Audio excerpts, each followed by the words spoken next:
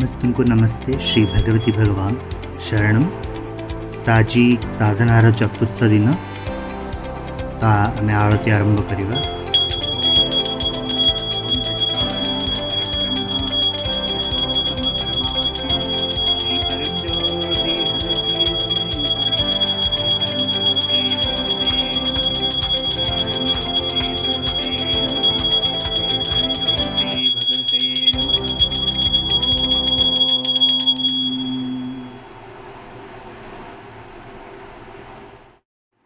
ସମସ୍ତେ ଏବେ ସାଧନା ଭିତରକୁ ଯିବା। ଆଜି ଆମେ ସମସ୍ତେ ସେଇ ସାକାର ସ୍ୱରୂପ ସର୍ବଦେବ ସ୍ୱରୂପ ସେଇ ସାଇ ମହେଶ୍ୱରଙ୍କୁ ଆଜି ପରମଜ୍ୟୋତି କବିତାରେ ସମସ୍ତେ ଏବେ ସାଧନା ଭିତରକୁ ଯିବା। ସେଇ ପରମ ଜ୍ୟୋତି ସେଇ ଭଗବତୀ ଭଗବାନଙ୍କୁ ନିଜ ହୃଦୟରେ ଡାକି ଜୀବନର ଶିକ୍ଷା ଲାଭ କରିବାର ଏକ ପ୍ରକ୍ରିୟା। ସମସ୍ତେ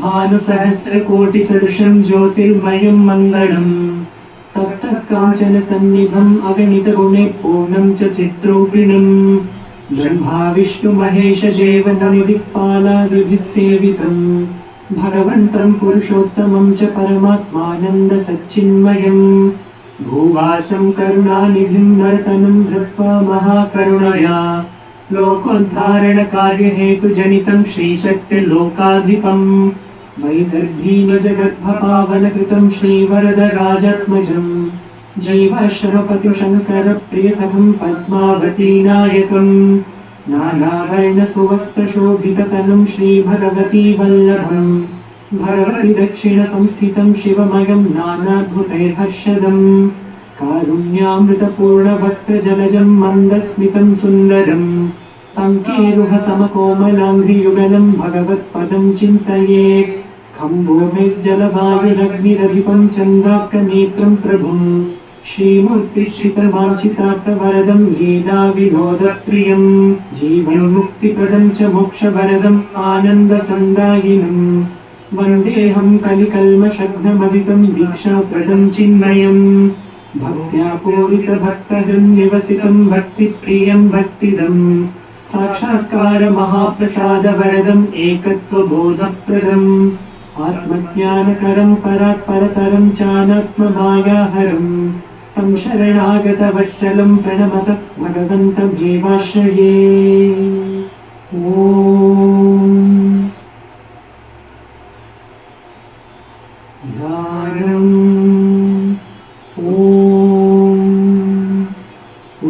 भानुसहस्रकोटिसदृशं ज्योतिर्मयं मङ्गलं तप्तः काञ्चनसन्निभम् अगणितगुणे पूर्णं च चित्रोपिणं ब्रह्मा विष्णुमहेशदेवमुनिदिक्पालादिभिः सेवितं भगवन्तं पुरुषोत्तमं च परमात्मानन्दसच्चिन्मयं भूवासं करुणानिधिं नरतनं धृत्वा महाकरुणया लोकोद्धारणकार्यहेतुजनितं श्रीसत्यलोकाधिपं वैदर्भीनिजगर्भपावनकृतं श्रीवरदराजात्मजं जीवाश्रमपतिं शङ्करप्रियसखं पद्मावतीनायकं नानावर्णसुवस्त्रशोभिततनुं श्रीभगवती वल्लभं भगवति दक्षिणसंस्थितं शिवमयं नानाद्भुतैर्हर्षदम् कारुण्यामृतपूर्णभक्तजलजं मन्दस्मितं सुन्दरं पङ्केरुहसमकोमलाङ्घ्रियुगलं भगवत्पदं चिन्तयेत्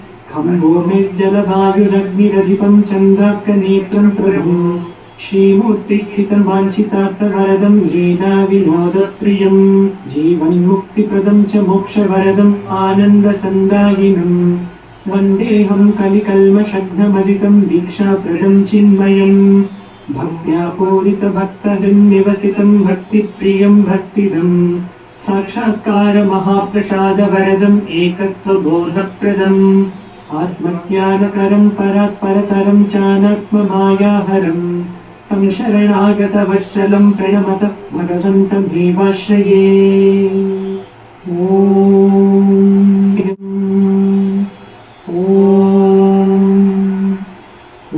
भानुसहस्रकोटिसदृशं ज्योतिर्मयं मङ्गलं तप्तः काञ्चन सन्निधम् अगणितगुणैर्पूर्णं च चित्रूपिणम् ब्रह्मा विष्णु महेश देव मुनिदिक्पालादिभिः सेवितम् भगवन्तं पुरुषोत्तमं च परमात्मानन्द सच्चिन्मयम् भूवासं करुणानिधिं नरतनं धृत्वा महाकरुणया लोकोद्धारणकार्यहेतुजनितं श्रीसत्यलोकाधिपम् वैदर्भी निजगर्भपावनकृतं श्रीवरदराजात्मजम् जीवाश्रमपतिं शङ्करप्रियसखं पद्मावतीनायकम् नानावर्णसुवस्त्रशोभिततनं श्रीभगवती वल्लभम् भगवति दक्षिणसंस्थितं शिवमयं नानाद्भुतैर्हर्षदम् कारुण्यामृतपूर्णवक्त्रजलजं मन्दस्मितं सुन्दरम् पङ्केरुहसमकोमलाङ्घ्रियुगलं भगवत्पदं चिन्तयेत्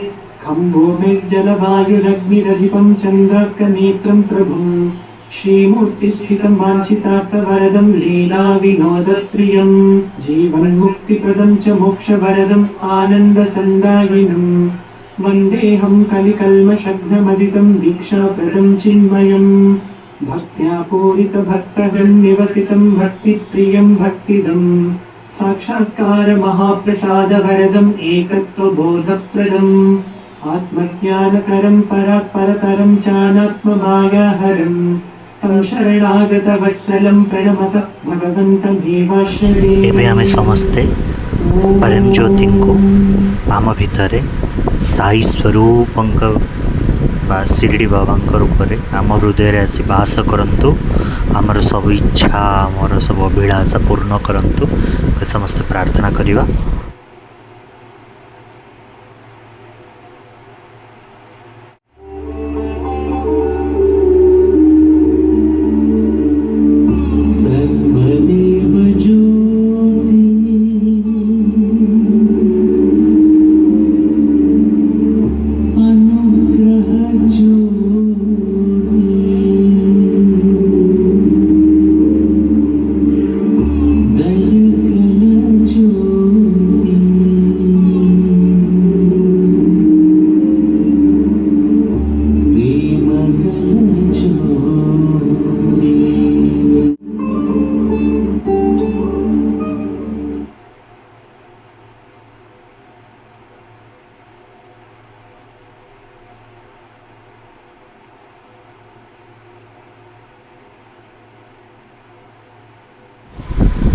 आपणकर हृदय मंदिर रे अंटा सीधा करी बसंतु। हृदय मंदिर को से परम ज्योति भगवती भगवान को श्यामा भगवान को शिरडी स्वरूप बाबा रूप में आपण हृदय को डाकी रत्न सिंहासन रे बसी षोडशोपचार करंतु।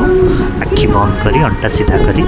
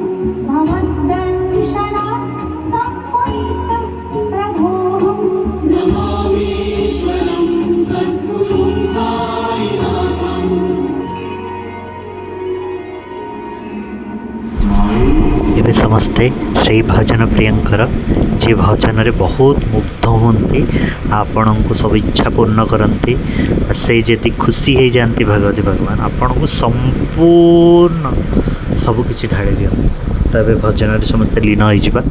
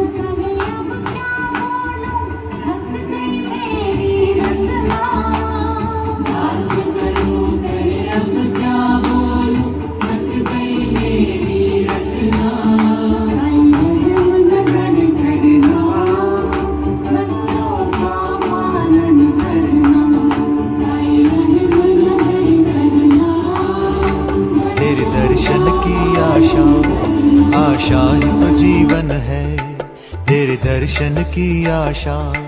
जीवन में मैं प्यासा, मेरी प्यास बुझा दाता। जीवन में मैं प्यासा, मेरी प्यास बुझा दाता। आशा ही तो जीवन है, तेरे दर्शन की आशा। आशा ही तो जीवन है, तेरे दर्शन की आशा।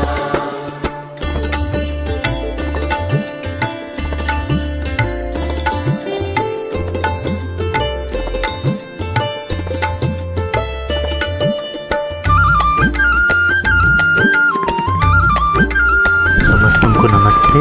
बहुत भल समस्त योगदान देथिबारु समस्त को धन्यवाद। ये 14 दिन भितर समस्त भितर परिवर्तन आसी जाओ, समस्ते निज परिवर्तन को जानी पारंतु।